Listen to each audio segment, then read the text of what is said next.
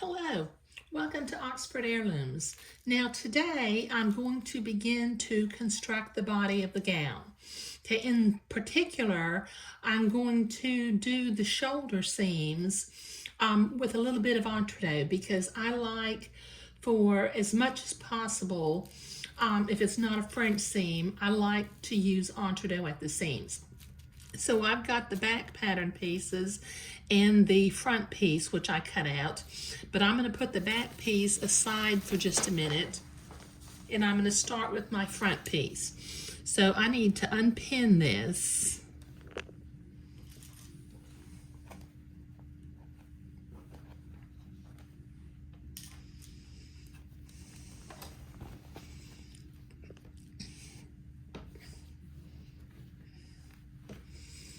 Okay, and let me put my pattern piece aside. I just need to remember that got two more pins in here, that I have a 3-inch hem allowed in this garment. I'm thinking of doing something sweet along the hem because I did this blue hand embroidery up here along the front. I'm really thinking that when I hem it, I think about every ½ inch, I'm going to do a series of French knots along the hem, but that's just what I'm thinking right now. But I'm getting ahead of myself. Okay, so up here at the shoulders, I've got my entree. So I'm going to cut 2 pieces of entree that are about the same length as the shoulder seam because I've got 2 shoulders to work on. Okay, and I can set my entree off to the side. You bring my pieces over here. Okay, now starting one shoulder at a time, I'm going to pin my entree to the seam. I like to pin entree just because I seem to have better results if I pin it than if I just try to hold it. And shoulder seams are very often cut on a slight bias, so the fabric could stretch, as you're sewing it. If it's in the pinning, I think kind of keeps it in place a little bit better. Okay, so let me pin this other one too. And I'll kind of do these at the same time because they're just tiny little seams. Just got to keep my pleats pointed in the right direction. Okay, I've got my sewing machine set to a straight stitch. So this first pass of the entree will be a straight stitch right next to the entree ladder.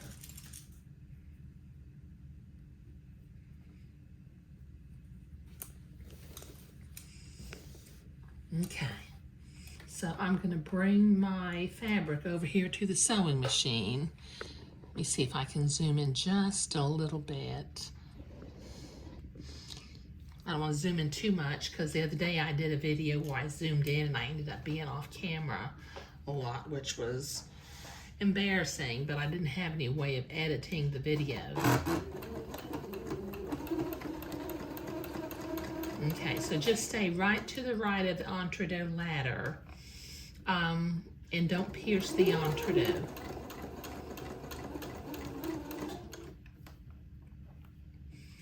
Take your pins out as you come to them.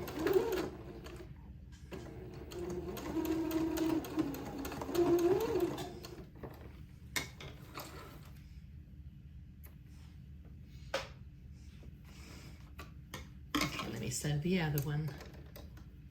And then I'll have to go to the ironing board and press that entree seam to the inside of the garment so that I can come back and zigzag on the next pass.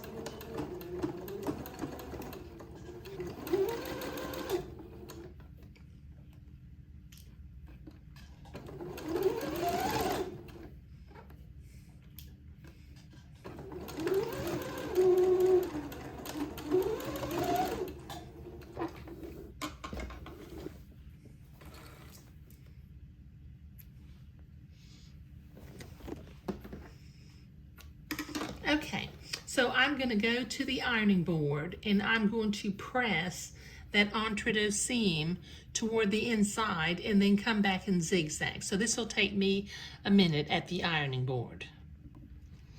Okay, so I've been to the ironing board. Now I'm going to, very carefully, I'm going to zigzag, catching the folded fabric on the left and the entre-deux hole on the right.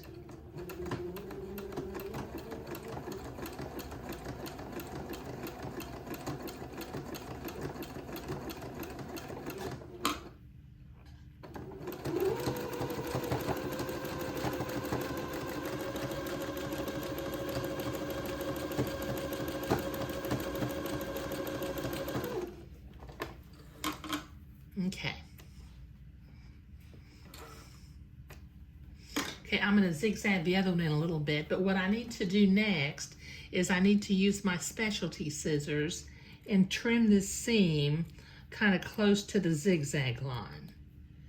I don't have very far to cut, so I'll go ahead and cut that right now. Okay, so I need to repeat this step on the other shoulder seam, but I'll be right back. Okay, I've got the entre-deux sewn in and trimmed, so now let me take my pins out of my back pattern piece.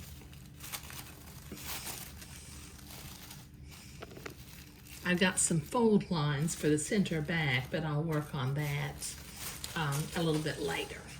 Okay, now, let's see, I've got, oh, you know what I wanted to do? I'm gonna wanna have 5 buttonholes rather than just 3. So I'm gonna get my pattern piece back and I'm going to move my pattern piece down the back of the gown, line up that buttonhole, and using my blue fabric marking pen, I'm gonna make 2 more buttonhole marks. There we go. Okay, I almost forgot I wanted to do that. Okay, so they're on both sides of the fabric, so that's fine.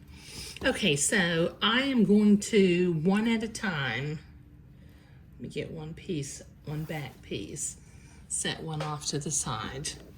Okay, I'm gonna pin this to my entre-deux at the shoulder seam. Just lining up the shoulder seams with the front pattern piece and then pinning that into place. Then I need to set my sewing machine back to a straight stitch because I was just zigzagging. Okay. And then one at a time, I'll sew these entre-deux seams up at the shoulder.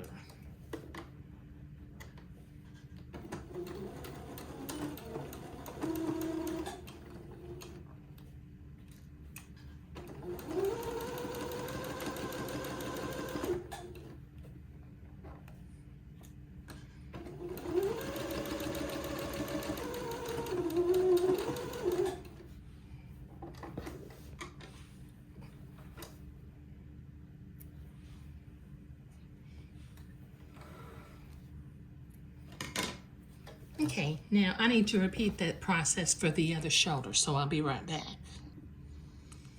Okay, so I've got the straight seam of both of those entre-deux seams sewn, but I need to do another quick trip to the ironing board and press that entre-deux seam toward the inside back of the garment, and then I can come back and zigzag it into place. So this will take me a minute at the ironing board. Okay, so I'm ready to zigzag. I'm going to, once again, I'm going to catch my folded fabric on the left and go in the entre-deux hole on the right. Just following that entre-deux seam.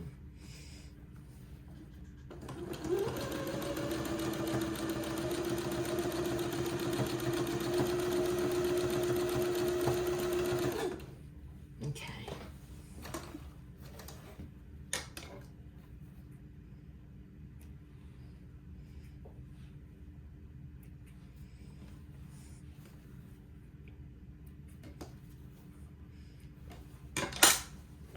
me do the other seam real quickly.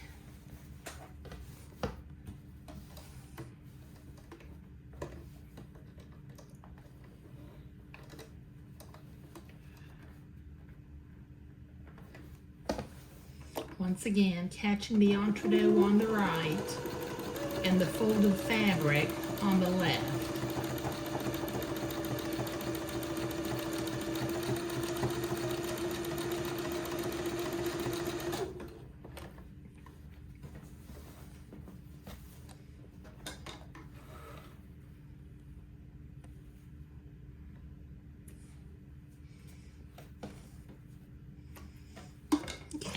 Now I need to use my specialty scissors one more time and trim both of these entree seams close to the zigzag line.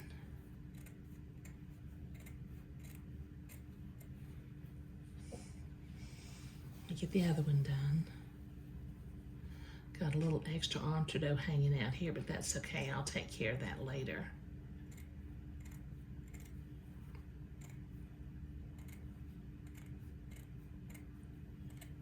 There we go. Okay. All right. Now that, whoops, excuse me.